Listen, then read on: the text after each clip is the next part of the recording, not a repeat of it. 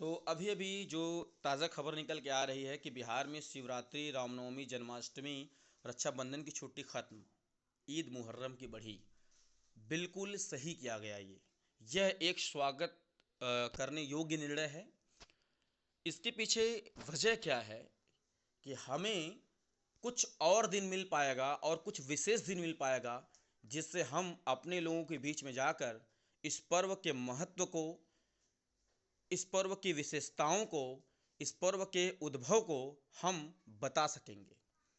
जी हाँ, जब बच्चा अध्ययन में होता है, पढ़ रहा होता है, तो उस समय उसका जो मस्तिष्क होता है, ज्ञान का स्तर होता है, पानी की तरह होता है। उसको जो मोड़ दिया जाएगा वह उसी रूप को धारण करेगा।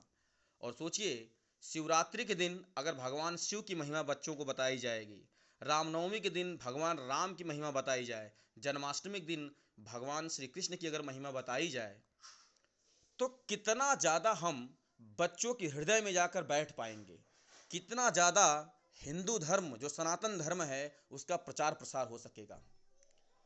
और एक चीज़ तो सही है, जो व्यवस्थाएं हैं, जो सर्वे भवन्तु सुखिनः का एक संचालन करती हैं, अगर उसका प्रसार हो, उसका अगर इस तरह से प्रचार हो तो अच्छी बात है। और जो अव्यवस्थाएं हैं, अगर उनका अवकाश हो जाए, यह सर्वोत्तम है। तो यह खुशी की बात है, आप लोग खुशियाँ मनाएं।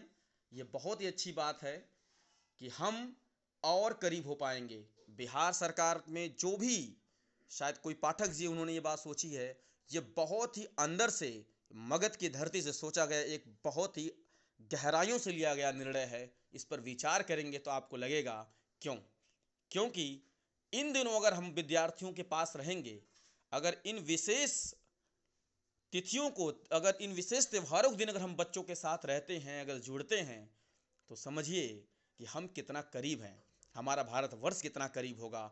और इन त्योहारों को अगर आप ध्यान से अगर देखिए, अगर इन त्योहारों को अगर आप ध्यान से देखिए, शिवरात्रि यानी ब्रह्मा विष्णु महेश को एक साथ संलग्न करता हुआ, संपूर्ण हिंदुत्व की परिभाषा को पिरोता हुआ, ये जानबूझ के ऐसे दिन को चुना गया है ताकि पूरे बिहार में इस दिन विद्यार्थियों के मस्तिष्क पे हिंदुत्व धर्म का सबसे अधिक गहरा प्रचार प्रसार हो।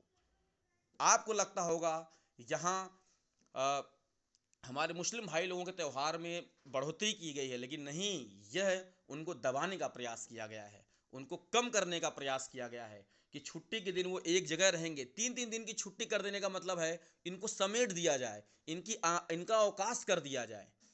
यह पहले के लोग थे जिन्होंने धर्म के दिन, त्योहारों के दिन अवकाश का निर्णय लिया। यह गलत था। त्योहारों के दिन अवकाश होना ही नहीं चाहिए था। हमारे धर्म की लोगों ने लगातार छुट्टियां की हैं, अब दूसरे के धर्मों की छुट्टियां हो रही हैं। यह स्वागत योग्य निर्णय है। सीख हंती के युगों से नए युग का करे स्वागत। बहुत बहुत धन्यवाद।